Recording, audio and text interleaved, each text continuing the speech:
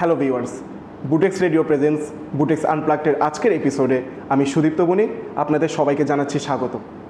আজকের এপিসোডে আমাদের সাথে গেস্ট হিসেবে আছেন আমাদের বুটেক্সেরই 28তম ব্যাচের সাবেক শিক্ষার্থী মিস্টার সুব্রত দে স্যার, যিনি বর্তমানে ইন্ট্রাস্ট্রপ গ্রুপে কর্মরত আছেন as a deputy general manager of fabric research and development.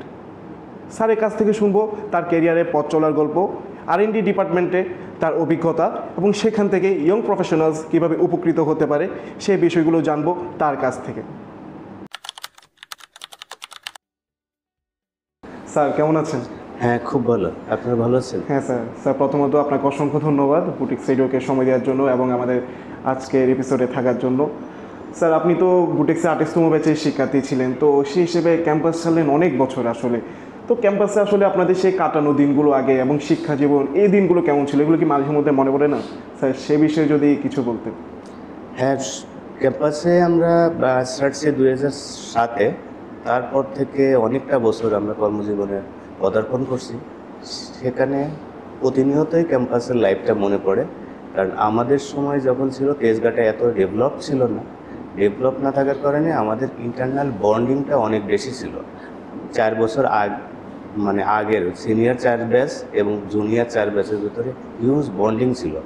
এখনও মনে পড়ে, গতকালকে আমাদের একটা ইফতার পার্টি ছিল। আমরা সবসময় ইফতার পার্টিটা চেষ্টা করি ক্যাম্পাসে করার জন্য, যাতে সবার সাথে একই ক্যাম্পাসে দেখা হয়।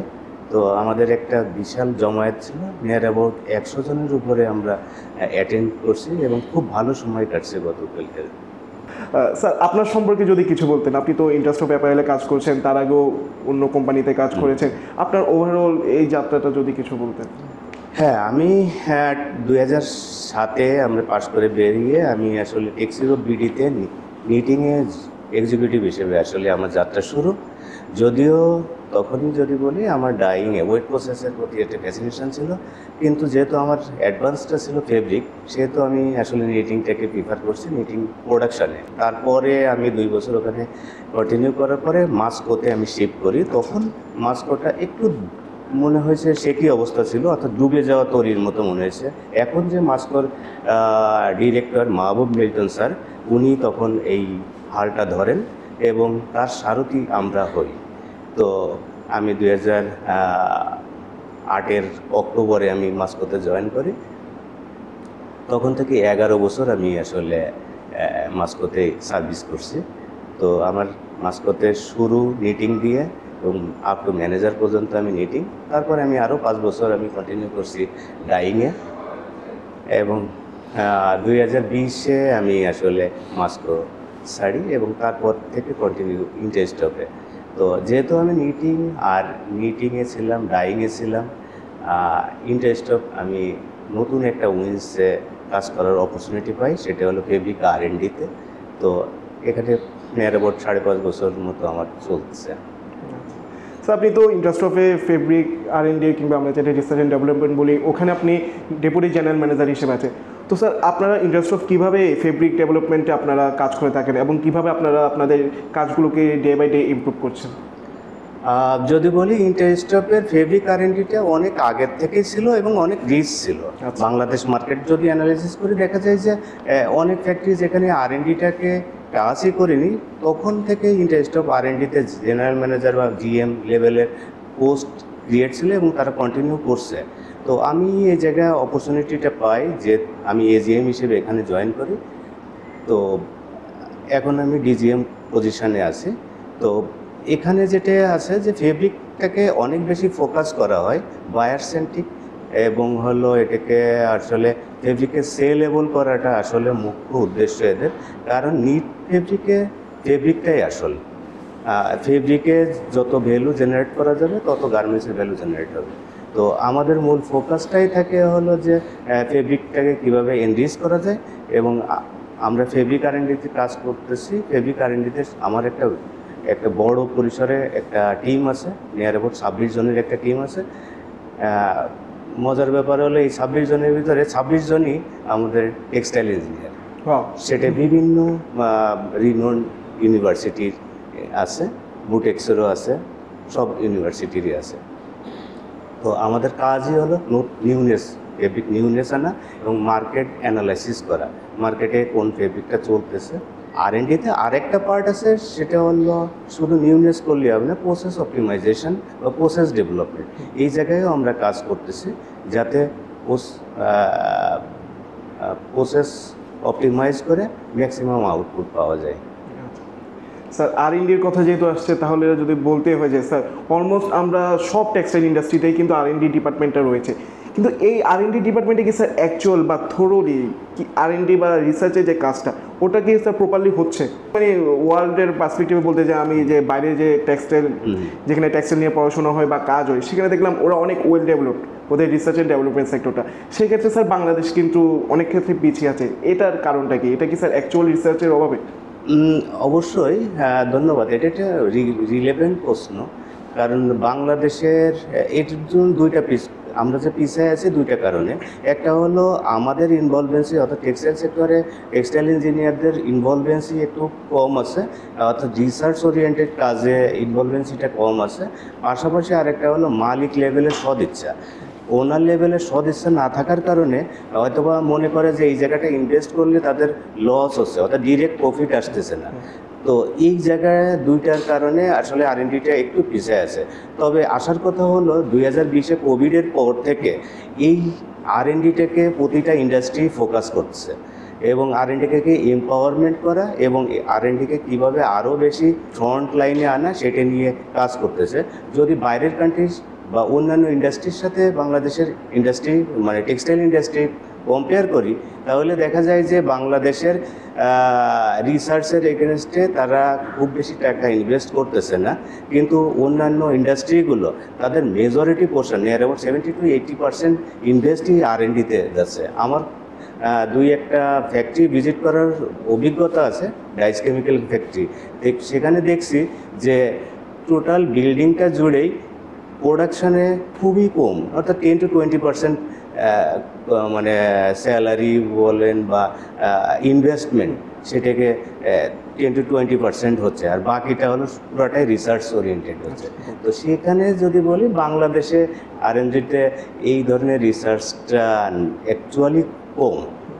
আর শুধু ফেব্রিক রিসার্চ করলে তো হবে না, আমাদের প্রোডাক্ট প্রসেস অপটিমাইজ করা লাগবে, প্রসেস ডেভেলপমেন্ট করা লাগবে, পাশাপাশি নিউনেস অর্থাৎ প্রোডাক্ট ডাইভার্সিফাই কীভাবে করা যায় সেই জিনিসটাকে ফোকাস করা লাগবে। আমাদের কাছে মনে হয় যে আমরা সবসময় ডেলিভারিটাকেই ফোকাস করি, অর্থাৎ মানে প্রসেস অপটিমাইজেশান বা কীভাবে নিউনেস আনা যায় সেই জিনিসটাই ম্যাক্সিমামেরই হলো ফোকাস নাই। স্যার, তো এই ক্ষেত্রে স্যার যে বাংলাদেশের R&D সেক্টর, ওটাকে স্যার যদি আরও শক্তিশালী করতে হয়, তাহলে স্যার আপনি কী পরামর্শ দিবেন? বাংলাদেশের R&Dকে আরও বেশি ফোকাস করা লাগবে এবং যত R&Dর যে কোনো ফ্যাক্টরির যত টেকনিক্যাল লোক আছে তারা টেকনিক্যাল কাজে ইনভলভ থাকাটা আমি জরুরি মনে করি। কারণ আমরা ম্যাক্সিমাম সময় আমাদের প্রোডাকশনের কনসার্নরা প্রোডাকশন আর ডেলিভারি কনসার্ন হয়ে থাকে। ডেলিভারি কনসার্ন হওয়ার কারণে এরা আসলে মানে যোগ বিয়োগের ভিতরেই আটকে থাকে, মানে কোনো জিনিস নিয়ে চিন্তা করার অবকাশ পায় না। তো আমি মনে করি এইটে নন প্রোডাক্টিভ এরিয়ায় সময় ব্যয় কম করে প্রোডাক্টিভ এরিয়ায় যদি সময় ব্যয় করা যায়, তাহলে আমাদের টেক্সটাইলের ডেভেলপ হবে আর দ্রুত, এটা আমি মনে করি। স্যার, তাহলে ইমপ্রুভমেন্টের কথা যেহেতু বললেন, তাহলে স্যার এই যে বাংলাদেশ R&Dতে বর্তমান যে সিচুয়েশন, এই সিচুয়েশনটাকে আপনি কোন পার্সপেক্টিভে রাখবেন, মানে এটা কোন পর্যায়ে আছে বলে আপনি মনে করেন? আমি যদি বলি এটা আসলে আমাদের টেক্সটাইলের যাত্রা নিয়ার অ্যাবাউট 50 ইয়ার্সের উপরে। তো আমরা এখনও সেই এন্ট্রি লেভেলেই আছি বলে মনে করি। হ্যাঁ, অপটিমাইজ হয়েছে, প্রসেস অপটিমাইজ ও প্রোডাক্ট কিছু একটা রেঞ্জে আমাদের ডেভেলপ হয়েছে, যেটা আমি কনফিডেন্স আছে, কিন্তু ডাইভার্সিফাই প্রোডাক্টে আমাদের এখনও কনফিডেন্স নাই আমি মনে করি। এবং ইনফ্রাস্ট্রাকচারেও আমাদের কিছু ল্যাকিংস আছে, যেটা ওনারদের এখানে এগিয়ে আসতে হবে। তো ওনাররা তো শুধু আসবে না, তাদেরকে কনভিন্স করা লাগবে। আমরা টেকনিক্যাল পারসন, তাদেরকে কনভিন্স করা লাগবে যে কিভাবে আসলে এই লাইনে গেলে আরও বেশি মানে বেশি আউটপুট আসবে। তো আমাদের হয়তো বা গ্যাপ আছে, আমরা টেক্সটাইল ইঞ্জিনিয়ার যারা আছি আমাদের গ্যাপ আছে, তাদেরকে কনভিন্স করতে পারি না। তো এই জন্য আসলে ডাইভার্সিফাই প্রোডাক্টে আমাদের দেশ ইন্ডাস্ট্রি ডেভেলপ হচ্ছে না। তবে আসার কথা হলো ইন্টার স্টপে যদি বলি, আমাদের শুধুই নিট আইটেম করতাম, অ্যাপারেল গার্মেন্টস করতাম। আমাদের নতুন একটা প্রজেক্ট হচ্ছে, সেটা হলো অ্যাক্টিভ ওয়্যারের জন্য আমাদের 50 লাইনের একটা গার্মেন্টস হচ্ছে, সেখানে অ্যাক্টিভ ওয়্যার, শুধু অ্যাক্টিভ ওয়্যারই সুইং হবে এবং ডাইংয়ের জন্য আমাদের একটা ক্যাপাসিটি অ্যালোকেশন হচ্ছে। আশা করি উইদিন দ্য জুন জুলাইয়ের ভিতরে এই প্রজেক্টটা রান হবে। স্যার, ইন্টারস্টোপ অ্যাপারেলের ইমপ্রুভমেন্ট এবং ওয়ার্ল্ড মার্কেটে একে আরও বড় পরিসরে নিয়ে যাওয়ার জন্য আপনাদের কোনো ভবিষ্যতে প্ল্যান আছে কিনা? আপনি বললেন যে আপনাদের অ্যাক্টিভ ওয়্যারের গার্মেন্টস সেকশন চালু হচ্ছে 50 লাইন্সে। Sir, first of all congratulation and best of luck for it. But এটি ছাড়াও আরও বড় লেভেলের কোনো প্ল্যান আছে কিনা? যদি এইভাবে না বলি, আমাদের টোটাল মার্কেট যদি বলি, আমরা ইউকে বেস কাস্টমার ফোকাস করি এবং আমাদের নিয়ার অ্যাবাউট 80%ই ইউকে বেস কাস্টমার। আমরা চাচ্ছি যে ডাইভার্সিফাই মার্কেটে যাওয়ার জন্য। আমাদের অস্ট্রেলিয়া মার্কেটে কাস্টমার আছে, ইউএসএ মার্কেটে এবং কানাডিয়ান মার্কেটে মানে আমাদের প্রোডাক্টগুলো যায়। তো আমরা চাচ্ছি যে শুধু ডাইভার্সিফাই মার্কেটে আমাদের আরও বেশি পার্সেন্টেজটা শিফট করা যায়, সেইটাই ফোকাস করা হচ্ছে। আর পাশাপাশি যদি বলি যে আমরা যদি বলি ফেব্রিক R&Dতে আমি কাজ করি। ফেব্রিক R&Dতে এই ফেব্রিকটাকে কীভাবে সেলেবল বা কী আরও ভ্যালু জেনারেট করা যায়, সেটা নিয়ে আমাদের কাজ চলছে। সেটা আগে যদি বলি মার্কেটিং, আগে শুধু গার্মেন্টস মার্কেটিং করতো, তো এখন আমরা একটা ট্রেন্ড চালু করছি ফেব্রিক মার্কেটিং। ফেব্রিক মার্কেটিং বলতে বাইরের কাছে আমাদের ফেব্রিকের হ্যাঙ্গার বা ডিসপ্লে নিয়ে যাওয়া হয়, তারা একটা মিল উইক বা মিল ফেয়ার করে। আগে MNS যেটা করতো কন্টিনিউয়াসলি, আজ 2.5-3 বছর ধরে করছে। আমরা প্রতিটা সেশনে আমরা অ্যাটেন্ড করি এবং সেখান থেকে খুব পজিটিভ রেসপন্স পাচ্ছি। তো গত ফেব্রুয়ারিতে আমরা নতুন করে আবার সেন্সবেরিও একই ওয়েতে তারা মিল উইক শুরু করছে। সেন্সবেরিতে আমরা পার্টিসিপেট করছি এবং এখানে খুব পজিটিভ রেসপন্স পাইছি এবং সেখান থেকে আমার 204টা মতো নতুন ফেব্রিকেশন তারা সিলেকশন করছে। এবং মজার ব্যাপার হলো, এই মিল উইক থেকে আসার পরে আমাদের instant 23 lakh piece order confirm হয়েছে, শর্ট লিড টাইমের অর্ডার, শুধু সেন্সবেরির সাথে। Huge order sir, huge. এবং শর্টলি আমাদের এখন ক্যাপাসিটি মানে অলমোস্ট 20% ইনক্রিজ হয়ে গেছে এই সেন্সবেরির এই ভলিউমটার জন্য। তো আমি মনে করি যে যদি আমরা ফেব্রিক এবং মার্কেটিং একসাথে বায়ারকে মানে একসাথে মুভ করি, তাহলে বায়ার কনফিডেন্স পাবে, আমাদের অর্ডার অবশ্যই বাড়বে বলে আমার ধারণা। অবশ্যই স্যার, সেটা আমিও বিশ্বাস করি, ভবিষ্যতে অর্ডার আরও বাড়বে। স্যার, যদি আজকের দিনে আপনাকে কেরিয়ার শুরু করতে বলা হয়, তাহলে আপনি কি কি জিনিসগুলো ফেস করতেন বলে আপনি মনে করতেন, বা কোথা থেকে আপনি শুরু করতেন যদি আজকের দিনে আপনাকে কেরিয়ার শুরু করতে বলা হয়? ধন্যবাদ। বেসিক্যালি কেরিয়ার শুরু করতে গেলে মানে কোন এরিয়ায় শুরু করব সেটা, নাকি আসলে প্রিপারেশনটা কী হবে? আমি এখন যদি বলেন যে কেরিয়ার শুরু করতে, আমি মনে করব যে আমি আরও 6 মাস 1 বছর সময় নিতাম কেরিয়ারকে শুরু করার জন্য। কারণ আমাকে নিজেকে প্রিপারেট করা। কারণ আমি মনে করি যে আমাদের অনেকগুলো এরিয়ায় গ্যাপ আছে, অর্থাৎ কমিউনিকেশনের ভিতরে স্পিকিং, রাইটিং, এই জায়গাগুলো আমি মনে করি যে আরও বেশি যদি ফোকাস করা হয়, প্রেজেন্টেবল করা যায় এবং ডাটা ওরিয়েন্টেড করা যায়, তাহলে আমি মনে করি যে আমরা জব লাইফে যে আরও সাকসেস হব বলে আমি মনে করি। পাশাপাশি কেরিয়ার যদি শুরু করতে হতো, আমি আসলে নিটিং ডাইংয়ে আসলে যাইতাম না, আমি সরাসরি মার্কেটিং মার্চেন্ডাইজিংয়ে, টেকনো মার্কেটিং মার্চেন্ডাইজিংয়ে ফোকাস করতাম।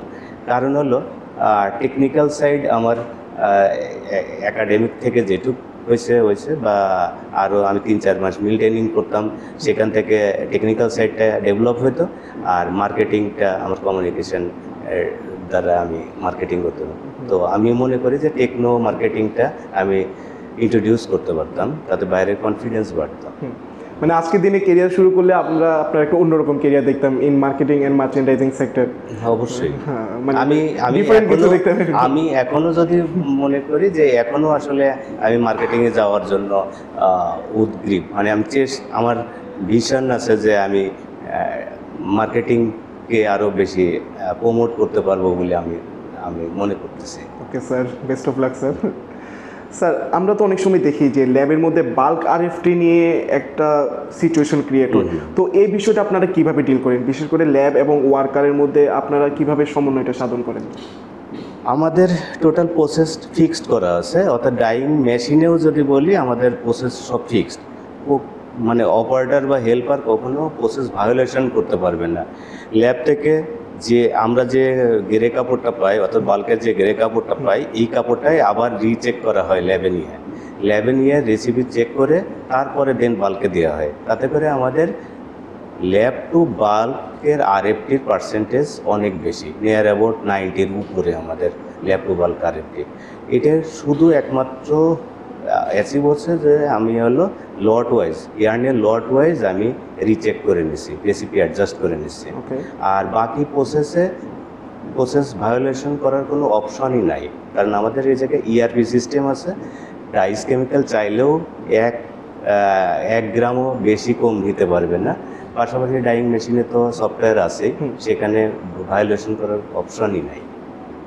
এই জন্য আমাদের RFT, batch to batch RFT এবং ল্যাব টু বাল্ক আরএফটির হারটা অনেক বেশি।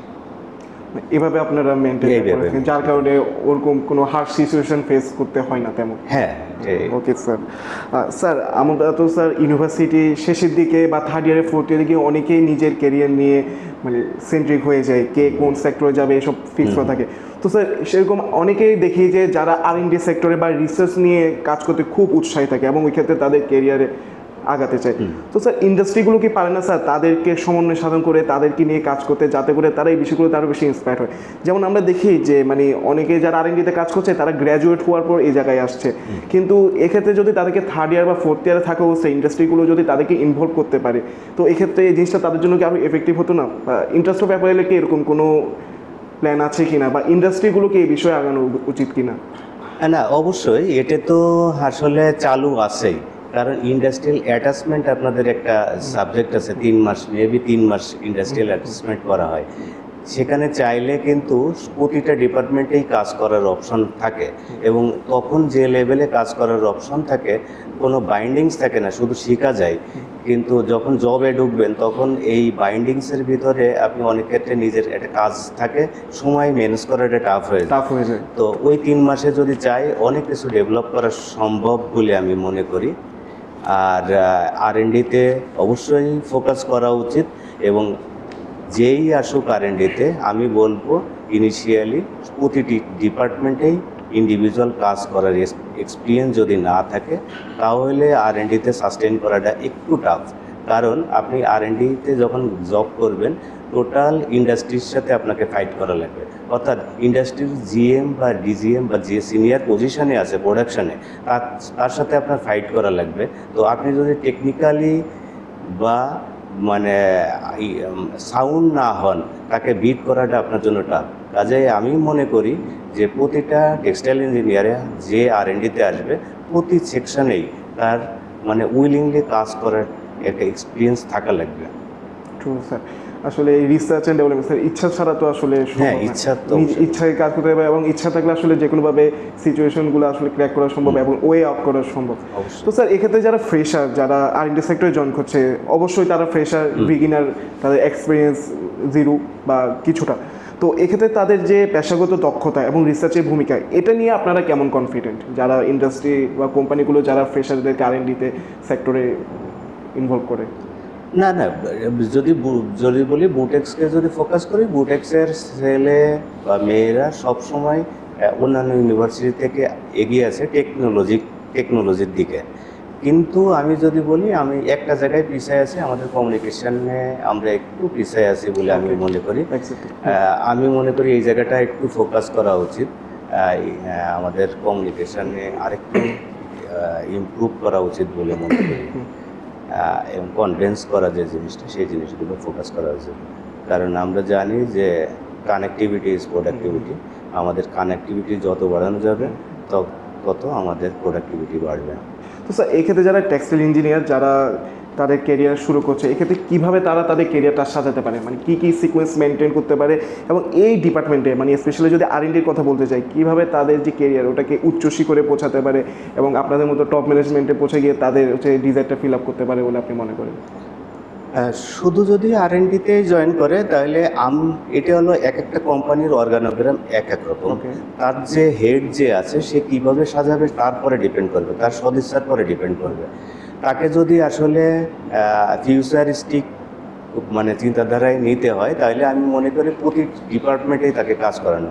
আমার এখানে যেটা করা হয়, আমি প্রতিটা MTO জয়েন করার সাথে সাথে তাদেরকে নিটিংয়ে পাঠাই। তাকে বলি যে নিটিংয়ে 1 মাস 1.5 মাস কন্টিনিউ করো। নিটিংয়ে আসলে ডিজাইন ফেব্রিকের ক্ষেত্রে বেজ হলো নিট ফেব্রিকের ক্ষেত্রে। তো এখানে যদি বেসিকটা যদি ক্লিয়ার হয়ে আসে তারপরে ডাইং ফিনিশিংয়ে একসাথে ফোকাস করা হয়। তো যদি সিকোয়েন্সটা মেনটেন করি, ইয়ার্ন, নিটিং, ডাইং, দেন ফিনিশিং, দুইটা জায়গায় বেশি ফোকাস করা লাগবে, সেটা হলো নিটিং এবং ফিনিশিং। এই দুইটা জায়গা যদি কন্ট্রোলে থাকে তাহলে আর R&Dতে কাজ করা কারোর জন্য কঠিন কিছু মনে হবে না। স্যার তো আমরা স্যার দেখতে পাই যে ওয়ার্ল্ডে বর্তমানে থার্ড ওয়ার্ল্ড কান্ট্রি বা প্রেজেন্ট ওয়ার্ল্ডে যে sustainability is a great concern. তো এক্ষেত্রে সাস্টেনেবল প্র্যাকটিস এবং ইকো ফ্রেন্ডলি টেকনোলজিকে আপনারা কীভাবে আপনাদের কাজের মধ্যে ইনক্লুড করছেন? বেসিক্যালি সাস্টেনেবল প্রোডাক্ট আছে আর সাস্টেনেবল সিস্টেম আছে। তো আমরা প্রোডাক্টে যদি বলি, আমরা সাস্টেনেবল প্রোডাক্ট, এটা তো বায়ারের ডিমান্ড, তবে আমরা যে বায়ারগুলোর কাজ করি ম্যাক্সিমামই তার সাস্টেনেবল, যেরকম অর্গানিক ইউজ করি, recycle cotton, recycle viscose, recycle polyester, এই টাইপের প্রোডাক্টগুলো ইউজ করি। এটা হলো সবই সাস্টেনেবল প্রোডাক্ট। পাশাপাশি আমরা কিছু ডাইস ইউজ করি, সাস্টেনেবল ডাইস কেমিক্যাল ইউজ করি। এইভাবে আমরা সাস্টেনেবিলিটি মিট করতেছি। ওকে স্যার, বুঝতে পেরেছি। স্যার আপনার কেরিয়ারে সবচেয়ে আনন্দের বা চ্যালেঞ্জের মুহূর্তটি কোনটা ছিল, যদি যে কোনো একটি শেয়ার করতেন? চাইলে দুইটি শেয়ার করতে পারেন। হ্যাঁ, বেসিক্যালি মানে আমার প্রথমে আগেই বলছি যে আমার ভিশন ছিল ওয়েট প্রসেসে জব করা। যেহেতু আমার অ্যাডভান্স ফেব্রিক, সেই কারণে আমি ওয়েট প্রসেস যাইতে পারিনি। তবে আমার স্বপ্ন যেটা ওয়েট প্রসেসে জব করা, সেটা সার্থক হয়েছে। মাস্কোতে আমি নিটিংয়ে 8 বছর জব করার পরে আমার একটা অপরচুনিটি আসে ডাইংয়ে জব করার, এবং মাহবুব মিল্টন সেই অপরচুনিটিটা দেই আমাকে। যখন আমাকে ডাইংয়ে জব করার অপরচুনিটি দেই, সেই মুহূর্তটা আমার কাছে অনেক বেশি আনন্দের ছিল। Okay sir. আচ্ছা, কোনো চ্যালেঞ্জের মুহূর্ত আছে? না, জবে সবসময় চ্যালেঞ্জ থাকবে, বা স্পেসিফিক কিছু যেটা আসলে না। এই চ্যালেঞ্জ আমার লাইফ মানে জব লাইফে আমার যে বস, যে আমি 3 জন বস পেয়েছি। একজন হলো XUBDর ফারুক স্যার, আমার ফার্স্ট বস নিটিংয়ের, এখনও ওনার সাথে আমার খুব ভালো সম্পর্ক। সেকেন্ড যদি বলি, আমি গুরু মানি মাস্কোর মাহবুব মিল্টন স্যারকে, আমি ওনাকে সবসময় অনুসরণ করি। আর থার্ড যদি বলি, এখানে আমার ইন্টারেস্ট অফ অ্যাপারেলসের ইডি স্যার, উনি হলো নাইমুল বাসার চৌধুরী। আমি যদি মার্কেটে টেক্সটাইল ইঞ্জিনিয়ার কে সবাই টেকনোলজিক্যাল যে নলেজ, সেই নলেজ যদি আমি অ্যানালাইসিস করি, তাতে যদিও উনি টেক্সটাইল ইঞ্জিনিয়ার না, তারপরেও আমি বলবো যে কারোর সাথে বিট দিতে পারবে টেকনিক্যাল সাইডে নাইমুল বাসার চৌধুরী স্যার। আমি ওনাকে অনেক বেশি রেসপেক্ট করি। এই 3 জন বসের কাছ থেকে আসলে আমার পথ চলা বা পুরা আমার ওনার অনুসরণ করা। Great sir. স্যার আসলে স্যার কথা বলতে বলতে স্যার আমরা একদম শেষ পর্যায়ে চলে এসেছি। স্যার শেষ প্রশ্ন, স্যার ইন্ডাস্ট্রি অফ অ্যাপারেলকে ভবিষ্যতে কোথায় দেখতে চান, এবং বিশেষ করে আপনাকে 10 বছর পর কোথায় দেখতে চান? 10 বছর তো এটা অনেক লম্বা সময়। তো আমি ইন্ডাস্ট্রি অফে পার্সপেক্টে আমি না বলে, যদি আমার ক্যারিয়ার গোল যদি বলি, তাহলে আমি মনে করব যে 10 বছর পরে নিজেকে আমি একটা কোম্পানির টপ মোস্ট পজিশানে দেখতে চাই, এবং আমি মনে করি যে আমি একটা কোম্পানিকে লিড দিতে পারবো। আমি চাই যে আমি সব নিটিং, ডাইং, ফেব্রিক, গার্মেন্টসের হেড অফ অপারেশন হিসেবে আমি নিজেকে দেখতে চাই। অবশ্যই sir, you will can sir. Best of luck for your future sir. আমরা সবাই আপনার জন্য স্যার দোয়া করি স্যার। স্যার আপনাকে অসংখ্য ধন্যবাদ স্যার পুরো এপিসোড জুড়ে আমাদের সবাইকে সাথে থাকার জন্য। আশা করি আমাদের যারা দর্শক এবং ভিউয়ার যারা রয়েছে তারা R&D সেক্টর নিয়ে তাদের যে ডাউটসগুলো ছিল সেগুলো ক্লিয়ার হয়েছে। পাশাপাশি আপনার যে কেরিয়ারে পথ চলা, এটি আমাদের ইয়ং গ্র্যাজুয়েটসদের জন্য স্যার খুবই, এবং রানিং স্টুডেন্টদের জন্য অবশ্যই অবশ্যই খুবই ইন্সপায়ারিং হবে। অসংখ্য ধন্যবাদ স্যার আমাদের আজকের এপিসোডে থাকার জন্য। Thank you so much. আপনাকেও ধন্যবাদ। ধন্যবাদ বুটেক্স রেডিওকে আমাকে ইনভাইট করার জন্য। Thank you Sir, it's our honor to have you with us, sir. Thank you so much, sir. Thank you. Okay.